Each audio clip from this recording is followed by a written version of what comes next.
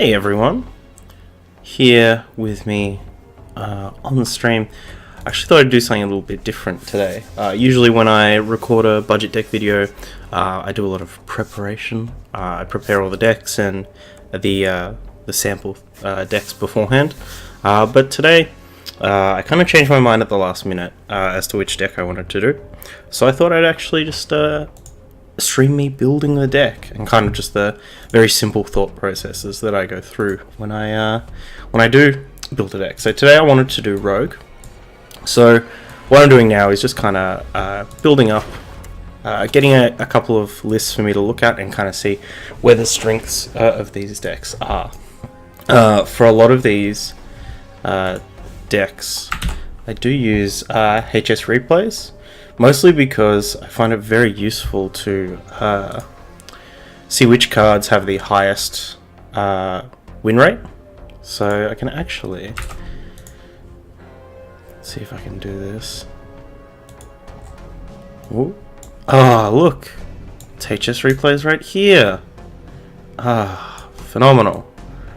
So, whoop, whoop, whoop.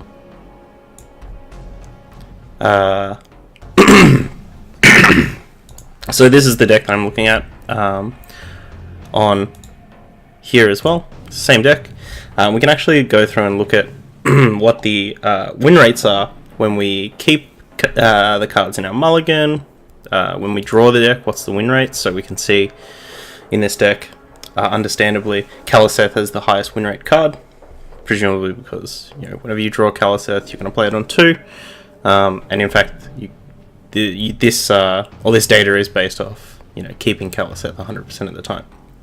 So we see that Kaliseth is the highest win rate card, but also this is pretty interesting to me. This second number under the Kaliseth win rate is Elven Minstrel, which I was not expecting. So that's definitely a card that we'd want to consider putting in the deck.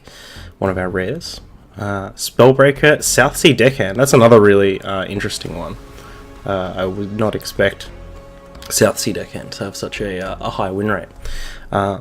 Anyway, so this is that deck that we were looking at, which we want to try and emulate. Obviously, even if we just cut like the... In fact, we can actually just cut all the legendaries and the Vile Spine Slayers from this deck, and this fits within our budget deck category. We'd only have to find replacements for those cards. So that's an interesting one to note. In fact, I'm just gonna leave this here just so we can kind of come back to it. So the two decks for Rogue that we can kind of try and emulate are Tempo Rogue, and the other one is going to be the Pickpocket Rogue, which I think there's significantly less data on because it's been a pretty unpopular deck archetype. Yeah, even if we look at on HS replays, the highest win rate percentage for a Pickpocket Rogue deck is still sub 50%, which means maybe not the greatest deck to tell people to craft. Yeah, just taking a look at it now.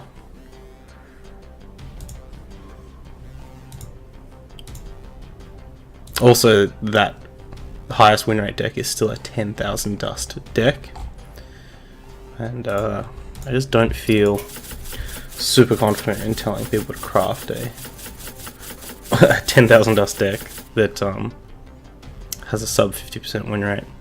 And this is what it looks like. So backstabs,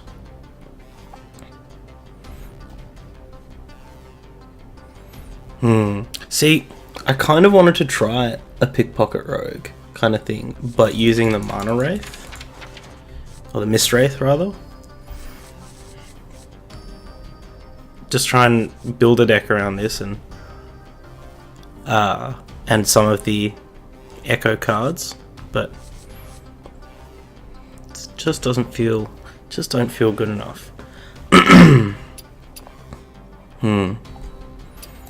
Alright, we'll put that one on the back burner. Let's take a look at another Tempo Rogue deck and see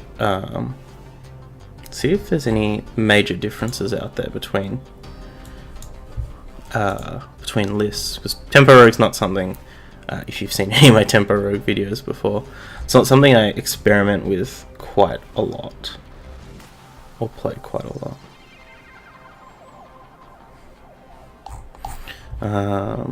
Where is it? The other thing that's useful, particularly when making these decks, is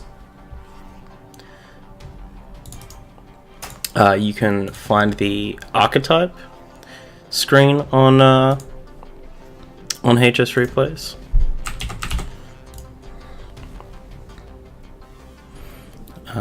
So if we bring this up, so this is the Tempo Rogue archetype page, and it kind of lists, similarly to what we do in the videos, it kind of lists the core cards of the deck.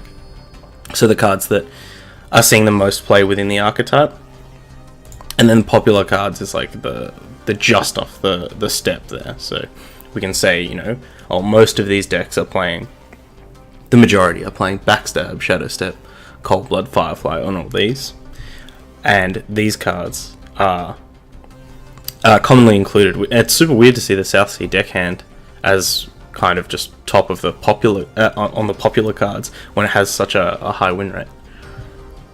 Very, very, very interesting. Henge Clan Thug. Can't wait to play with my beautiful pig son. Cobalt Scalebane. So that might be one that we can kind of replace the Vile Spine Slayers with.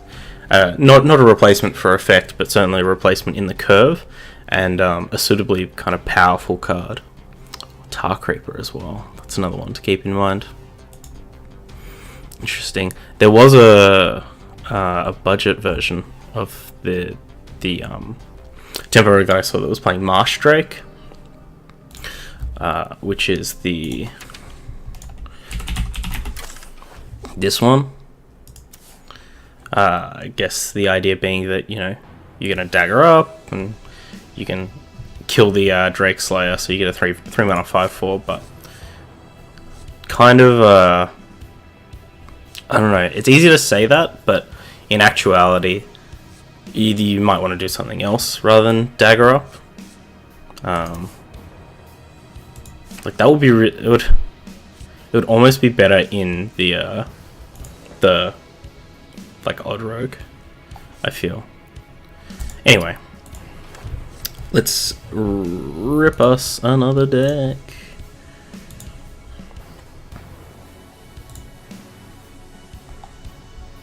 Alright, so this one is very similar to the first one that we looked at. However, the main difference here is instead of Fungal Mancers, it's got the Scalebanes. I believe. Let me just check this.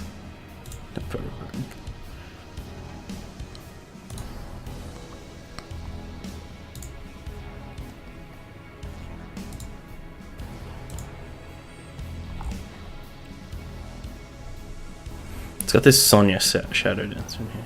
Okay, the other one didn't have Fungal Mancer. So this one has Scalebanes in there. Chain Gang, Elven Minstrel, SI7, Henge Clan.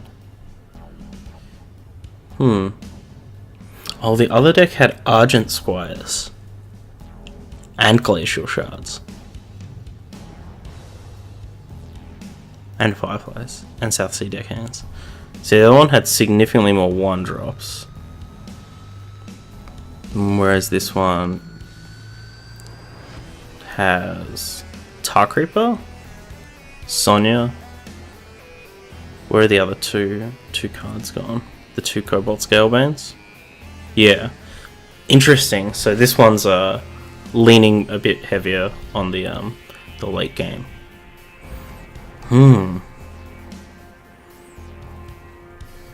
But it does seem like an amalgam between the two might be the way to go. Once again, it's still got this like SI7, Elven Minstrel, Saronite Chain Gang kind of core of things.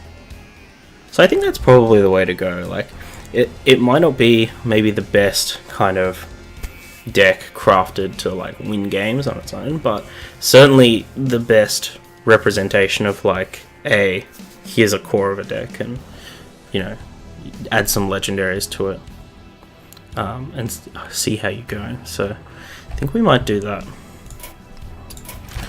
So now you get to see the other part of the process when I make these, is that I have to have them like Hearthstone doesn't let you swap decks in positions, so I have to like make them in the order that I'm going to look at them.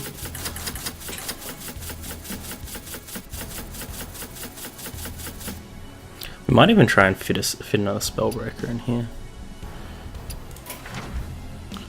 So there's one.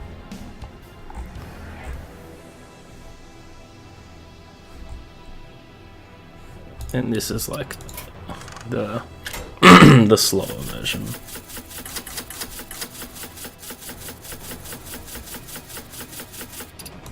So we'll call this lower tempo rogue.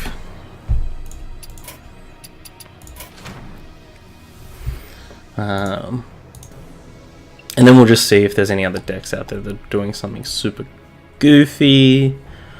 Like there's this 10,000 dust tempo rogue that goes all the way to like Lich King. I can kind of just put this in there and be like, oh, you know, here's a deck that's doing something different.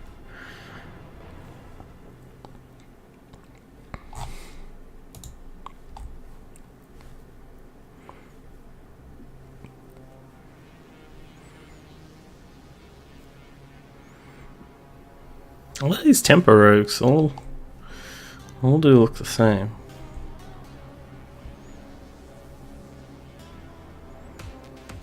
This one's got fungal mancers in it. I'm sure this is riveting to watch. I'll show you the deck that I'm currently looking at. And this might be a good one just to slot in there. Or maybe I don't want to put the pickpocket rogue in there if it's not very good.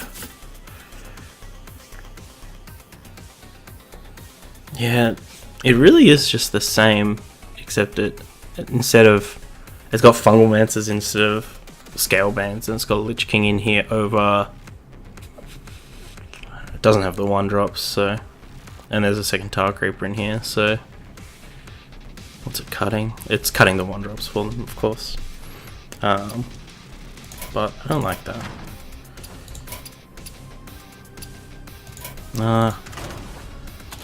I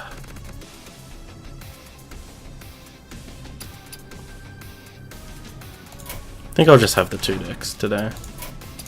Alright, so now we need the Tempo Rogue core,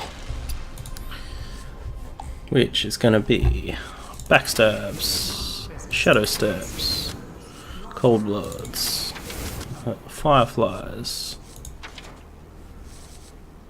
neutral, Glacial Shards are neutral, Henchclan Thugs also neutral, SI7,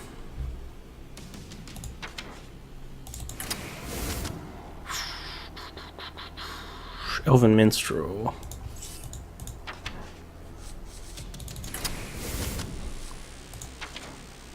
do I want to put Chain Gang in the core? Probably not. I don't feel like Chain Gang's like a necessary card.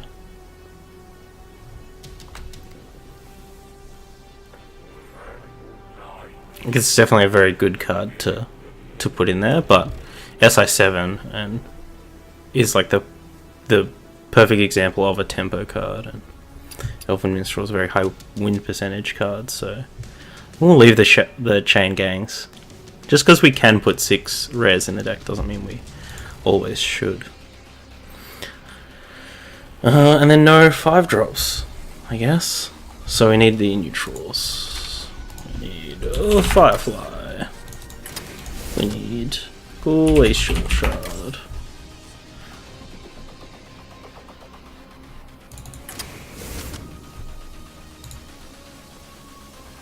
Actually,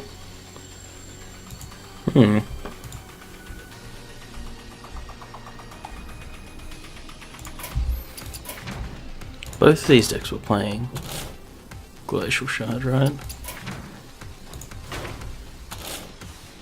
No, this one's playing Deckhand.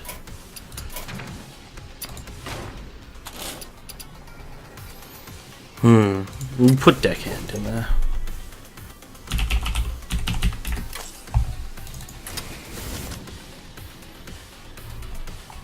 Though I think the more important thing is that the core is at least 2 1-drops. Though we're going to end up playing more. Alright. So we might try and mention that. Not every deck was playing Blink Fox as well. That's interesting. Should we put Blink Fox in the core? No. We need Hench Clan Thug.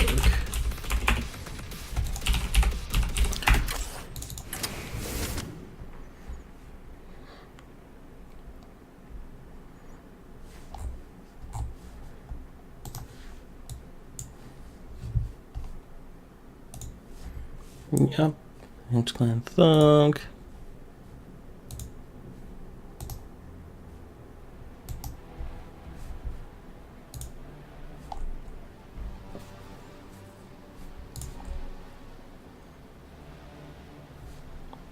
Okay, I think that looks correct. 16's about where we want to be with the core. The one thing we do want to do is take a quick gander at which 2-drops we can include, because all these decks have Kaliseth, and we got to cut some guards, so we'll probably put maybe 4 2-drops in here, so like 2 Eviscerates,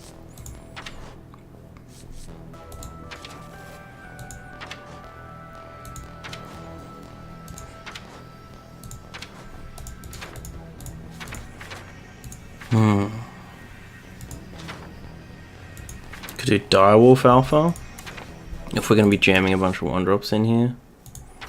Could be South Sea Deckhand. Could be a Mani Berserker.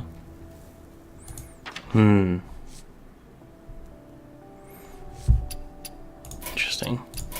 We'll leave it like that. And we'll just jump in and start fiddling with the deck. 10 budget. Control. Rogue. Alright.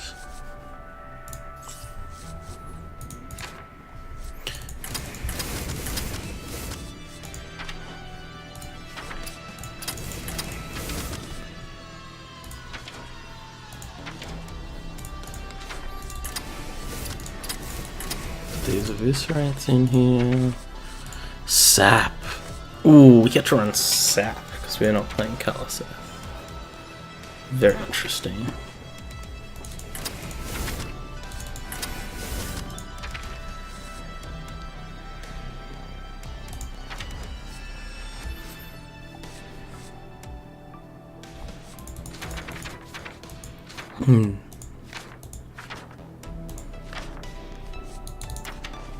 Alright, so let's start with the Firefly, put the Glacial Shard in there, and the South Sea Deckhands, Hench, yeah, Hench Clan Thugs. What else do I need?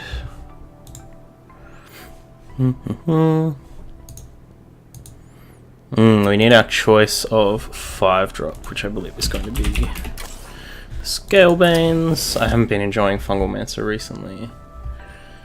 Just too many decks that are out there trying to compete on board as well. What have I missed? We have 3 1-drops in here. SI7, Elven Minstrel. We'll get the Chain Gang in here.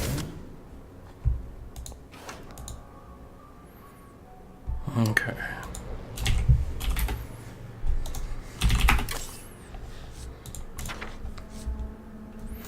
Do want to play 2 saps. Do want at least 1 Spellbreaker in here.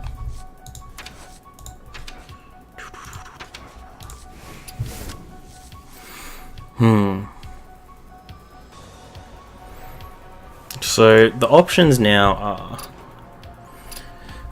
filling out some 3-drop slots. The question is whether it's going to be Blink Fox or Tar Creeper. We can get another couple of 1-drops in here. So we'll probably be looking at Argent Squire. Get a 2-drop minion in here as well.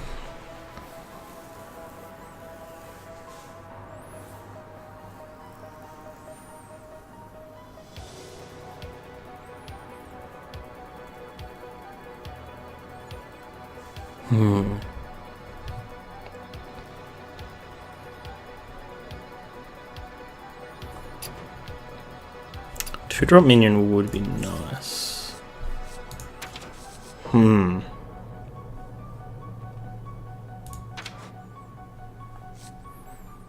Direwolf Alphas?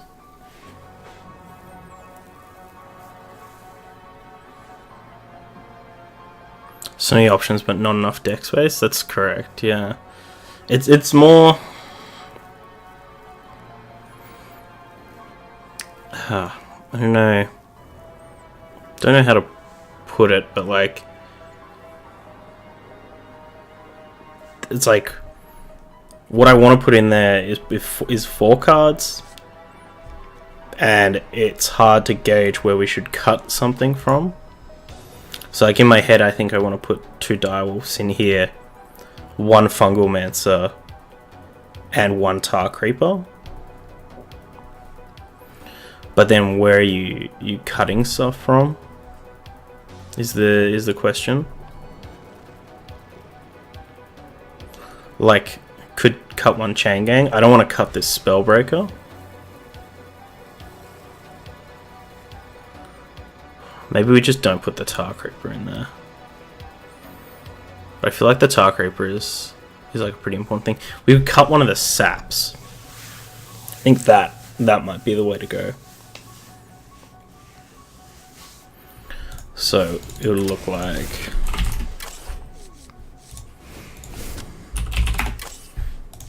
this. We could cut the Shadow Steps. Because without Caliseth, we're Shadow Stepping like SI7s. So Elven Minstrel's still a fine one. Spellbreaker. Yeah, Chain Gang. Alright, I guess Shadow Step's got enough going on there. Though, I think I will kind of point out in the deck video that like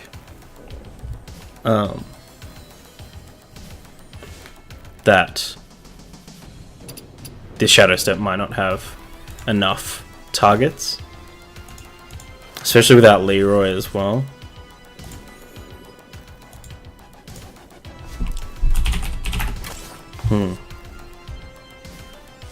Yeah. Yeah, maybe we gotta play budget Leroy. I guess we're trying to be a lot more on the board controlling rather than murdering our opponent. Alright, I think that's where I'm gonna leave it. So I'm gonna pop this video up on YouTube. Hopefully it gives you a little bit of insight into just kind of the process that I go through when I'm making a lot of these budget decks, and if you yourself want to do that type of thing in the future, I've given you a couple of tools. HS Replays is fantastic, and just checking some of those good stats. So I'm going to cut this video off here, and we'll be back soon with the actual gameplay.